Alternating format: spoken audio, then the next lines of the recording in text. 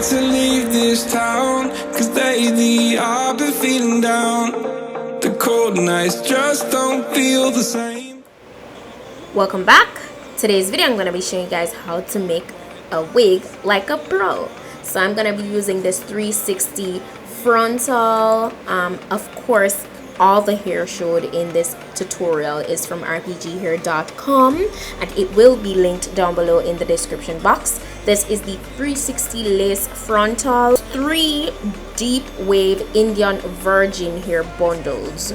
Okay, so the length of this frontal is 20 inches and the bundles that I'll be using are 24 and 22. So I had two 22 bundles, two 22 inches bundles and a 24, but I only ended up using like 2 of the bundles to make this wig, because as you can see, this frontal is so nicely done that it's all on the cap already. Like the foundation is set, it's laid for you, so it makes life way easier and it helps the look to have a way more professional look, as opposed to if you had to start from scratch to use the dome cap, you know, to make the wig, which nothing is wrong with that, but you know, having this foundation really makes life way easier. So as you can see, I went ahead and I started with just sewing on the first bundle. I took the 24-inch bundle to begin the whole process, and as you can see, I'm using this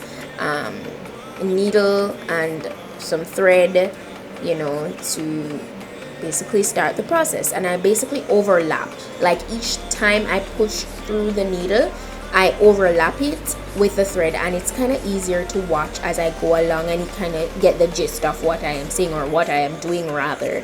So this is what I continuously did. I did not cut the wefts at all, because this will also help with minimizing shedding and all of that, and also less work. You know, it was really easy to do, and it's really no hassle.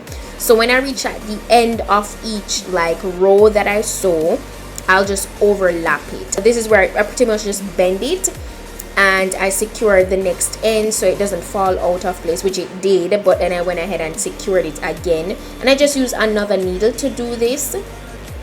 And I just took my time. I kind of fast forwarded it because, you know, the video would have been way too long if I was supposed to show it in real time. But I pretty much just continuously kept on repeating the same overlapping method with the needle and the thread, and I made sure to just pull through the thread and pull it as tight as possible, so that, you know, the weft is onto the cap as secure as possible.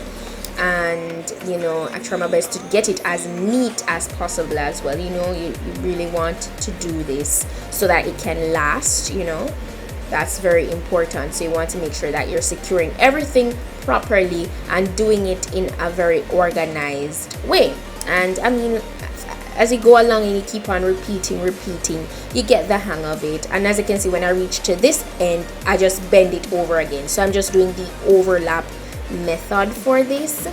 So as I said, this was so easy for me to do. It didn't take that long. I took like an hour maybe to complete this wig, given the fact that the whole frontal is already like in place and the cap foundation is already there, you know.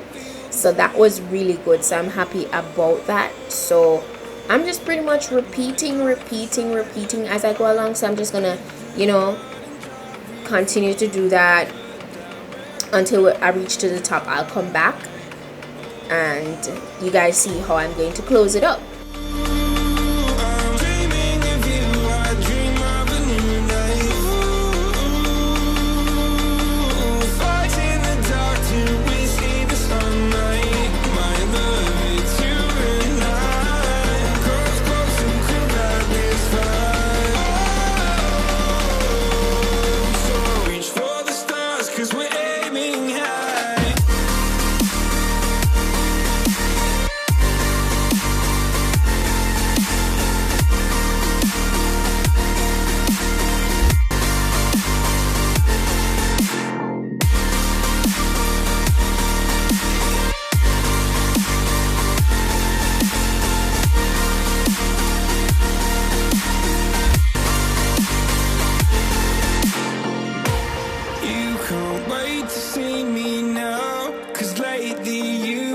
feeling down.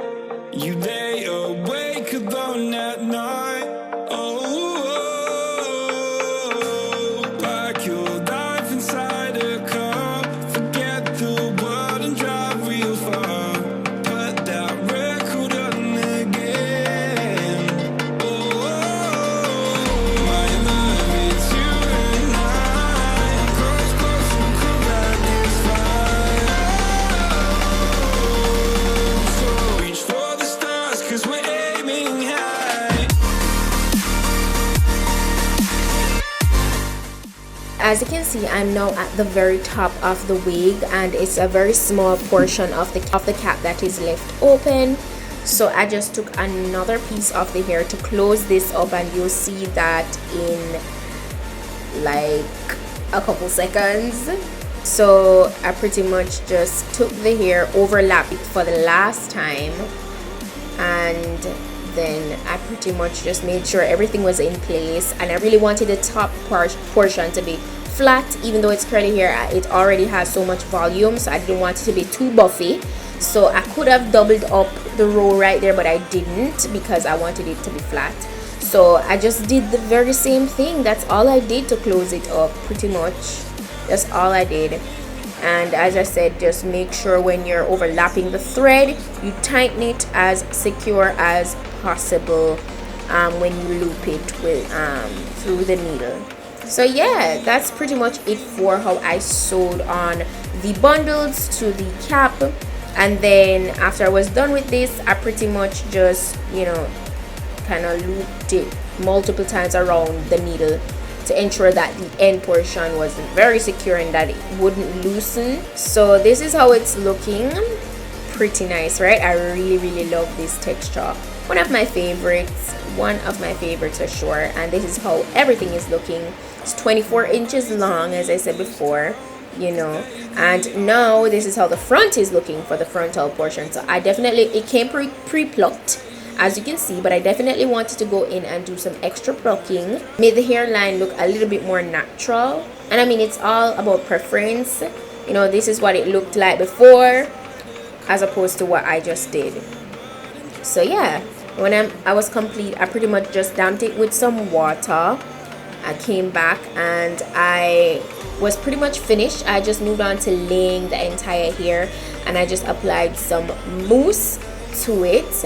So this is the mousse that I was using, and I just applied a generous amount to the hair, really just saturated it with it. What this will help to do is, if you're going out and you want to keep that wet look, or you want your hair to look rejuvenated or just have that wet sheen for the entire night, I feel like mousse is definitely the product to use. It will give a little bit of stiffness, but nothing that, you know, is going to look fake.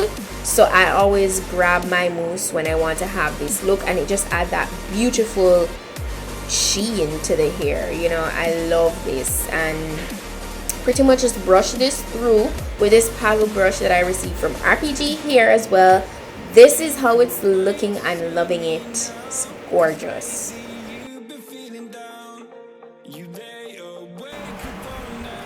Okay, so you see that it's dry, but you see it still has that luster. So of course, you guys know I'm gonna be using my Got To Be freezing spray to just stick this on.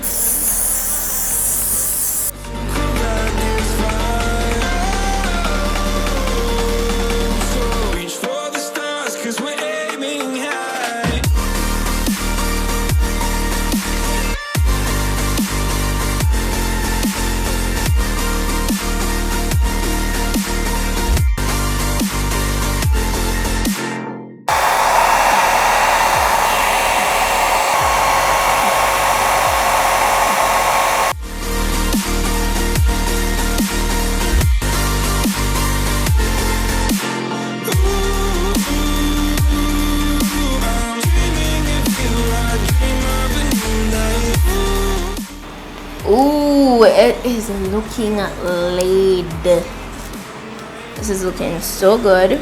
It's looking so realistic. This reminds me of a wig that I showed you guys previously, Like, it's basically the same thing. The only thing is that I actually made this one.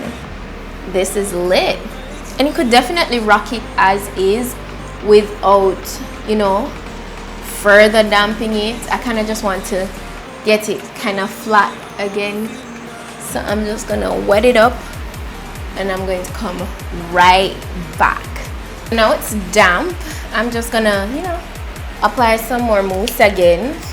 And it, as I said, this is optional. You don't have to go back in and do any of this.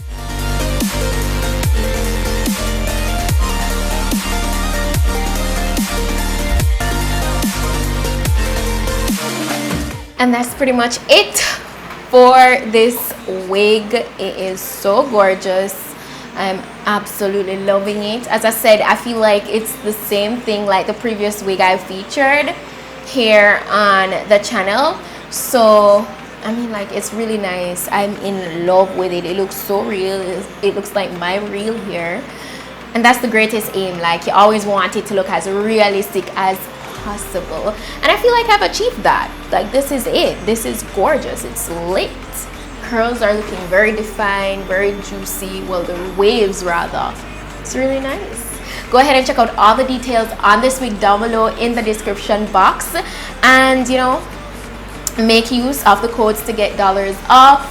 Yes, that's pretty much it for today's tutorial. I hope this was informative. I hope it helped you guys, you know, to make a wig. Yeah, and I'll see you guys in the next tutorial. So until then,